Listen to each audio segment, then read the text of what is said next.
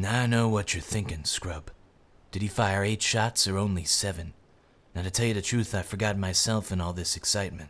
But being this is a Smith & Wesson R8 Revolver, the most powerful gun in Counter-Strike, and would blow your abdomen clean off at a distance, you've got to ask yourself a question. Do I feel lucky? Well, do ya, scrub?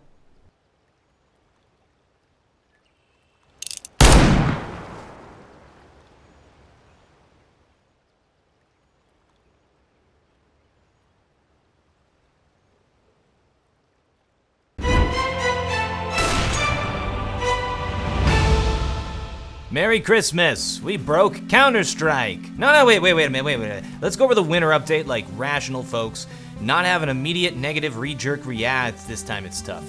It's tough this time. Where to begin? The chickens have cute little sweaters. Aw, how sweet. I just want to hug them till he breaks apart in my arms. I love this stuff. I honestly love that stuff. Anyway, the presents are back, but this time the messages should stop on January 15th, so we don't have to deal with crappy gambling sites constantly advertising to us. Ladies and gentlemen, if you provide a player the ability to write what they want into the game, you've opened up a whole Pandora's box. This is why ass dominated the arcade scene in the late 70s.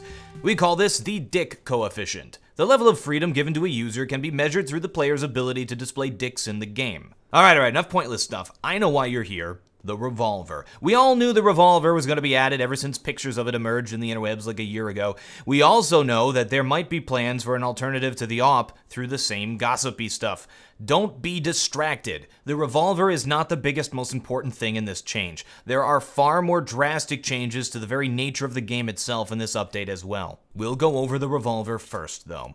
Very basically, it serves as an alternative to the Deagle, costs $850, preventing it from being purchased on the first round, and has a very unique shooting mechanic. The shooting mechanic requires holding down left mouse button until the gun fires. This will result in a single accurate shot. It also has a secondary fire mode with right click, which causes it to shoot faster but much less accurate. I'm actually really excited about the base mechanics of this weapon. It's a neat addition to the game that requires you to think differently about shooting. Because of the delay, you'll have to pre-shoot the weapon, then turn the corner, and land the shot. It all adds this new element of timing. You have to move that in with your movement and your aiming, and all this stuff we have to deal with. Just add this extra element to it. I think it's pretty neat. You can also try to bait the player out and do all kinds of things like that. The problem with the weapon right now, which will probably be nerfed, is its damage. It is a one-hit kill to the chest at closer distances, and also a one-hit kill to the abdomen at longer distances. That's right, if you aim for the abdomen instead of the arms and chest, you can land a one-hit kill against armored players at long distance. This effectively makes it the most powerful weapon in the game. It has the same damage output as the AWP, except there is a decay in damage over distance. It doesn't have to scope and cost a fraction of the AWP's price. It's basically a hand AWP. The accuracy of the weapon is also extreme when using left-click fire. You can land accurate shot after accurate shot while running around. The weapon is definitely highly unbalanced, as it is of the making of this video. I would expect it to be nerfed, but this does raise an issue I raise every time a major update hits. Valve needs to set up a public or even a limited access beta build of the game so that the community can help test things out before they go live, and we can avert these crazy crises that keep happening. Remember when the Deagle was super overpowered for a week? Remember when the Auto Shotty was super overpowered for a week? Remember when the AUG was super overpowered for a week? Remember when the CZ was super overpowered for 6 months? Oh. Valve, guys, listen, you have an army of nerds at your disposal who would gladly help in testing this sort of stuff. Utilize us. There are already tons of glitches with the new weapon. You can fire it while defusing with right-click, because in the code it probably doesn't limit your ability to use the alternate fire mode when defusing. That kind of obvious oversight should never have made it into the production build.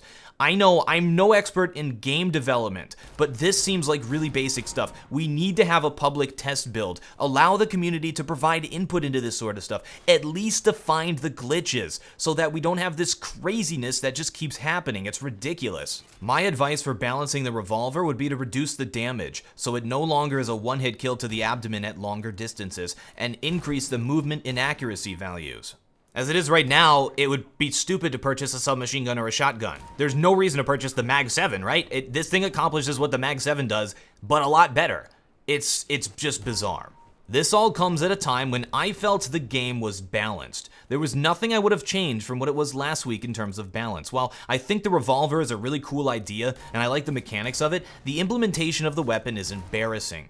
We also have some other major changes to the fabric of the game. The AK47 and the M4s, the golden gooses of Counter-Strike, have seen a nerf in terms of the recovery time for accurate shots.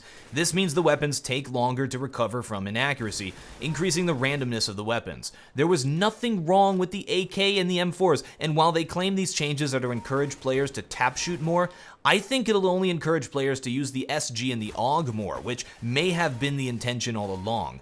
Valve seems to fixate on making every one of the large array of weapons usable, like their classes in a MOBA. But this ain't no MOBA, I don't even like MOBAs, and there's nothing wrong with the AK and the M4. I suggest everyone try out the new rifles. You're gonna have to adjust how you play. While the changes may seem minor, that tweak in the inaccuracy can undo months of practice. Our brains have adjusted to the movement combined with where the shots will be in the spray pattern. Now this is all thrown off. I mentioned before that there was one thing Valve shouldn't touch, like beyond a doubt, don't mess with it, and that's the AK and the M4. In terms of the specific gameplay with the main rifles, spraying, strafing, going back for another shot, stopping, spraying, that sort of movement will be more random when shooting, forcing you to slow down even more. It doesn't increase the usefulness of tap shooting at all, but it does make you consider tap shooting instead of spraying because it's made it more difficult and made it more random. I think increasing the effectiveness of tap shooting, such as improving the first shot accuracy, would have been a much better decision. But again, then the SG wouldn't have had anything over the AK-47. One thing that is crazily noticeable is the pistol nerfs.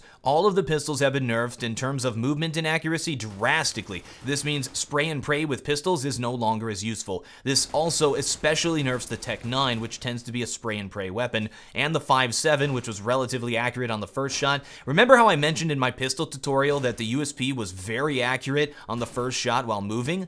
Not anymore. We're all gonna have to adjust how we use the pistols big time. This is, in my opinion, the biggest change in this update. While the revolver will most definitely see a nerf, this pistol change will probably linger. I know many folks in the community, including pros, have called for this kind of a nerf to pistols in order to make ecos less possible and provide incentive for purchasing SMGs and shotguns and such. When you take a step back and you look at the pistols objectively, it didn't really make sense that they were so accurate while running around. So I will begrudgingly admit that the change makes sense, and that it's just something we're all gonna have to adjust to. Some of the smaller changes included reducing the clop-clop sound of your own footsteps in-game. There's little changes here and there. Fixed a DM spawn point in DE Dust where the player would get stuck. Nope. The next change has really interesting implications for the professional scene. They are welcome changes, in my opinion, to matchmaking, but not for the pro scene. The round time has been changed from 2 minutes to 1 minute 55 seconds, a whole 5 seconds less. For reference, the community uses 1 minute 45 second rounds. 10 seconds makes a huge difference. The possible reason for this change is to prevent smoke delays from being as useful. Wouldn't it have made more sense to just decrease the time of the smokes by 2 seconds? We also have the bomb timer changed from 45 seconds to 40 seconds. For reference, the community uses 35 seconds. I understand the higher bomb timers and such for like a casual game mode, but for competitive, folks should really be playing on the competitive rules. It seems like they are trying to meet us halfway, which is again a welcome change for matchmaking, but then we see in the notes this. These are also the new times for the CSGO Major Championships. They are forcing this rule set on the pro scene. It'll be interesting to see if third-party leagues decide to follow suit on this, but again, the prize pools that are coming out for some of these leagues, it doesn't make sense to even follow Valve's lead on this unless Valve wants to take full control over the scene. There has to be some kind of outcry from the leagues or the pros for a change this drastic. I sincerely hope they consulted the pro community first. Then we have a new timeout feature added to matchmaking, which is pretty cool, just in case you need to take like a 1-minute break, wait for someone to reconnect, or plan a strat. Sometimes you just gotta pee. Ladies and gentlemen, sometimes you just gotta pee. What a roller coaster this update has been. Holy crap. From nerfing the rifles, which is just mind-boggling, to the sensible but drastic pistol nerf, to a possible conflict with the pro scene, and a completely overpowered new weapon. Oh, ho, ho, Merry Christmas. What do you want for Christmas, little girl? First of all, Santa, I'm a boy. Second of all, Santa, I want a revolver that kills everything. Oh, ho, ho, here you go, little Timmy. Yay! Timmy, no! What we really need is unranked matchmaking. I have friends I want to play with who are lower ranked than me, and they don't have fun in global elite matches where they get like 4 frags the entire time. This game's about having fun, right? This game's about playing good and stuff. Let's get some unranked matchmaking for crying out loud. Let's get proper tick rates on the Valve servers. Let's get competitive rule sets in the competitive mode. It's been years and years. There are a few changes that would, just a few simple things these guys could work on that would essentially make third-party leagues obsolete and would increase long-term interest in the game. I'm losing faith that any of this stuff is even being considered. At the very least, we need a public test build so we don't have to deal with every player Clint Eastwooding it up with the revolver right now. It is literally the Wild West in matchmaking right now. It is insane. But I guess real men test in prod. I'm TheWarOwl and I still have no closer.